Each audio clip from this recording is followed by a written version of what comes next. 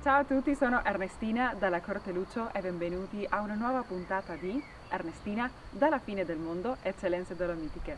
Sono in un posto molto speciale, un gioiello del Veneto, un orgoglio del Bellunese, il Museo Etnografico Dolomiti di Serravela. Vi faremo scoprire questo museo che racchiude all'interno parte della storia, della vita di altri tempi di queste terre, delle Dolomiti, delle montagne, del popolo bellunese. Venite con noi! Ed eccoci qua, cari amici ascoltatori, tra queste rose centenarie e in un museo che rappresenta un gioiello della regione Veneto. Un museo che merita una visita, anche se con una sola non ci basterebbe per scoprire tutti i tesori che custodisce al suo interno. Infatti è per questo che nasce alcuni decenni fa il Museo Etnografico Dolomiti, precedentemente noto come Museo della provincia di Belluno, Parco Nazionale Dolomiti Bellunesi. È dedicato alla raccolta, conservazione e valorizzazione di oggetti, memorie, documenti e immagini che testimoniano la vita quotidiana della popolazione rurale bellunese dalla fine del XIX secolo fino ai nostri giorni. Il museo offre una funzione fondamentale nell'educazione, nella ricerca e nella mediazione con il territorio, con particolare attenzione allo sviluppo agricolo, turistico e culturale della regione. Inoltre è il punto di riferimento principale per la rete dei musei della provincia di Belluno. Non è la prima volta che su Ernestina dalla fine del mondo si parla del Museo Etnografico Dolomiti di Serravela. Siccome ci ha colpito dal primo momento in cui abbiamo visitato questo luogo meraviglioso, abbiamo dedicato ampio spazio alla sua diffusione. Vi invito a vedere anche il video che ho realizzato e che racconta parte del museo per il progetto regionale Veneto degli ambasciatori digitali, chiamato Veneto Creators. Lo potete trovare sui miei social e sui canali ufficiali della Regione Veneto e del suo presidente Luca Zaia. Migliaia di persone hanno visto il video e speriamo che anche voi possiate dare un'occhiata e visitare il museo. È attualmente aperto al pubblico e sarete accolti da ottime guide che vi accompagneranno con passione e conoscenza del luogo. Una persona che senza dubbio possiede queste caratteristiche è chi dirige questa bella realtà museale. Ci ha aperto le porte del museo la sua conservatrice Cristina Bussata. Appassionata di storia e del territorio, Cristina crede e ci racconta che il museo è sempre di più un centro di interpretazione del proprio territorio. La sua azione si stende al di là delle sue mura. Tutti dovrebbero fare in modo che, una volta usciti, riescano a riconoscere nel paesaggio i segni lasciati dagli eventi e dall'opera dell'uomo. Abbiamo fatto a lei alcune domande. Ascoltiamole insieme. Siamo qui con la conservatrice del Museo Etnografico Dolomiti e Serravela Belluno, Cristina Bussata. Cristina, grazie per averci ospitato qua in questo bellissimo museo. Ti voglio chiedere una curiosità da condividere con i nostri ascoltatori che ci seguono in tutto il mondo su Radio VM. So che ti piace tutto il museo, ma una tua parte preferita o che forse per te è più significativa? Direi che sicuramente la parte più significativa del museo e che sicuramente a me ha emozionato e emoziona tanti visitatori è la Sala delle Balie. E la Sala delle Balie è quella che racconta per l'appunto l'esperienza di moltissime giovani donne bellunesi, feltrine, che furono costrette a lasciare i propri bimbi appena nati di pochissimi mesi per andare ad allattare invece i bambini di donne dell'alta società, dell'alta borghesia, che non volevano appunto allattare direttamente i propri bambini per vari motivi e quindi cercavano queste balie da latte.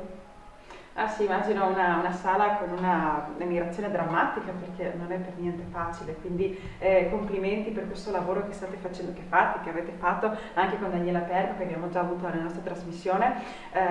Mi viene ora da chiederti se puoi dedicare un saluto per i nostri ascoltatori che ci seguono in tutto il mondo.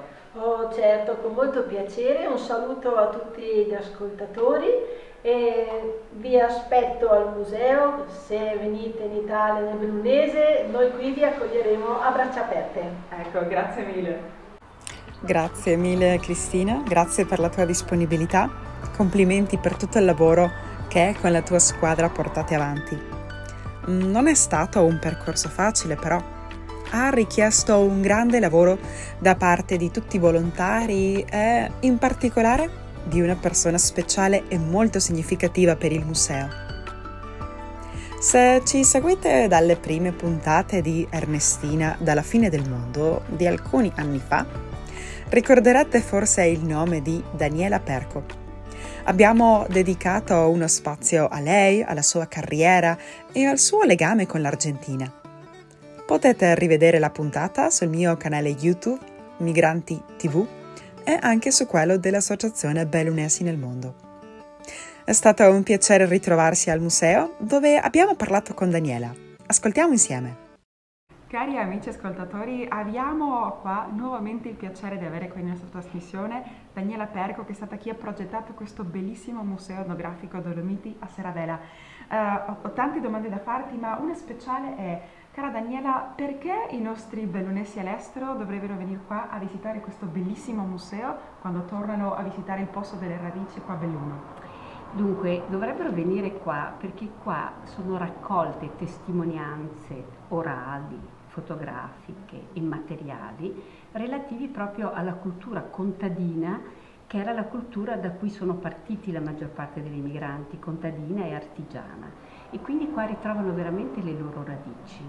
Trovano gli strumenti che si usavano nel lavoro, trovano le immagini legate proprio al lavoro, trovano delle storie molto talvolta tristi come quella delle balie da latte, ma anche delle storie importanti perché la gente è emigrata da sempre da queste montagne e quindi è emigrata proprio per sopravvivere, sempre venendo in contatto con persone diverse, e questa è la ricchezza dell'emigrazione, perché l'emigrazione non è solo tristezza, l'emigrazione è incontro di culture diverse, quindi venendo qua riscoprono quello che è stato il passato dei loro antenati. Ecco, stupendo, mi sembra un motivo più che valido. Daniela, possiamo dedicare un breve saluto per i nostri ascoltatori che ci seguono in tutto il mondo su Ernestina dalla fine del mondo?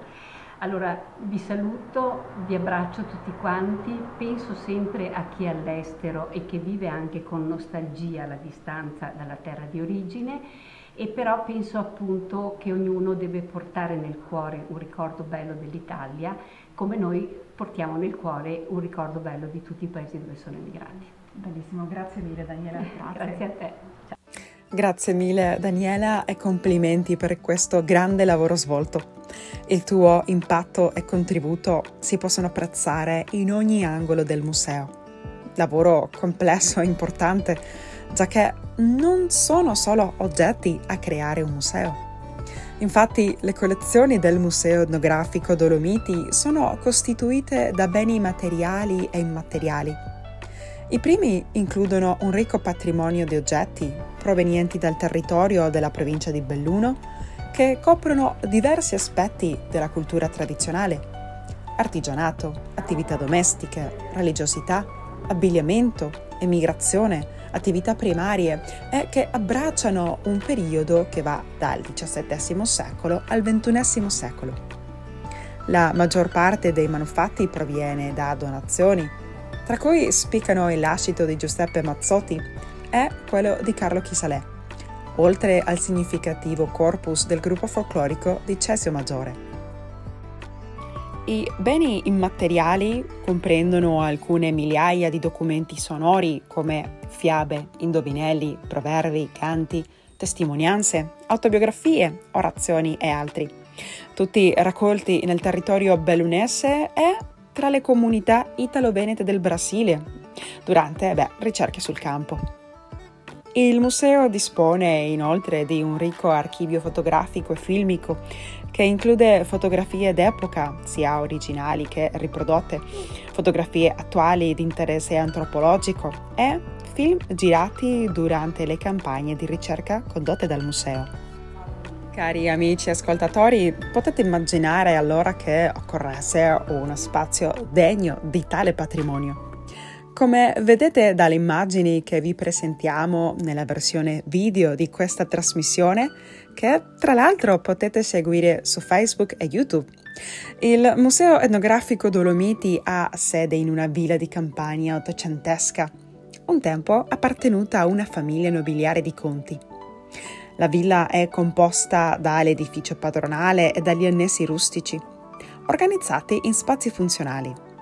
L'edificio padronale ospita le esposizioni permanenti, distribuite su 3 piani, e il laboratorio didattico. Negli annessi rustici si trovano lo spazio per esposizioni temporanee, la biblioteca specializzata, l'archivio sonoro e fotografico, la sala conferenze e un piccolo laboratorio per la pulizia degli oggetti. Iniziamo ora ad esplorare un po' questi 3 piani che sono il corpo centrale della disposizione del museo. Nel piano terra del Museo Etnografico Dolomiti, in particolare, è presente una sezione dedicata alle consuetudini alimentari di quest'area montana, che ha come fulcro la cucina della villa con il focolare. Anche uno spazio sulla biodiversità delle varietà coltivate in ambito locale, soprattutto mele e pere, nonché di quelle spontanee commestibili. È un percorso sulla collezione etnografica dell'alpinista, scrittore Giuseppe Mazzotti, conosciuto da tutti come Beppi. La stanza del focolare, cioè la cucina tradizionale, è una sala che non ha bisogno di spiegazioni. Col sapore di altri tempi, accogliente e ben allestita, rappresenta una delle stanze che, secondo me, sa meglio ricreare la vita quotidiana. Questo spazio è davvero suggestivo e sa portarci col cuore e l'immaginazione alla vita quotidiana di altri tempi. Senz'altro è per me una delle sezioni più toccanti di questo museo. Dagli attrezzi alle lampade, finestre e piatti, tutti riproposti con cura ed dedizione. Sembra di essere davvero in tempi passati. Usciamo dalla cucina, andiamo avanti e, sempre nel piano terra, si sviluppa un percorso sul sistema alimentare tradizionale del territorio bellunese. Oggetti, sequenze di immagini e filmati documentano le diverse modalità di preparazione e consumo del cibo nella regione dolomitica e prealpina. La prima area è influenzata dalla cucina austriaca, con una vasta gamma di paste ripiene come cathonfier e casantè, e l'uso di semi di papavero, camelina sativa, semi di canapa, dragoncello ed erba cipollina. La base alimentare combina cereali e latticini, tra cui il tipico formaggio Ziger, spesso aromatizzato con erba cipollina, oltre a legumi come fave e piselli. Nell'area prealpina, aperta verso la pianura veneta, la polenta in infinite varianti di preparazione era il cibo quotidiano, accompagnata da minestre arricchite grazie a una maggiore disponibilità di ortaggi e legumi. Il fagiolo, introdotto nel XVI secolo dall'umanista bellunese Piero Valeriano, che lo ricevette in dono dal Papa, costituisce una base importante di molti piatti della cucina della Valbelluna e dell'Alpago, zone ricche di varietà interessanti di fagiolo. Le ricerche agronomiche ed etnobotaniche hanno documentato la presenza di numerose varietà locali di mele e pere. Il lessico, i saperi tecnici e naturalistici, le tecniche di conservazione e altri prodotti come la fava bellunese o il cappuccio di vinigo, adattatisi alle peculiari condizioni climatiche del territorio bellunese. I disegni botanici di Patrizia Pizzolotto, che rappresentano piante alimentari coltivate e spontanee, arricchiscono ulteriormente questo spazio espositivo. Cari amici e ascoltatori, finisce qua la prima parte di questa puntata speciale dedicata al Museo Etnografico Dolomiti a Serravera. Vi aspettiamo prossima settimana per scoprire ancora tante sorprese che ci regala il museo. Ricordate che se volete rivedere questa e tutte le altre nostre puntate, non dimenticate di cercarmi sulle reti sociali dell'Associazione Bellunesi nel Mondo, ma anche le mie personali di Facebook e Instagram con il mio nome Ernestina Dalla Corteluccio, ma anche sul mio canale YouTube Migranti TV. Vi aspettiamo prossima settimana e ricordate che, come dice il nostro motto, vicini e lontani, mai soli. Ringraziamo Ignazio Dalla Corteluccio per la musica e il montaggio e Patrizia Lucio alla regia.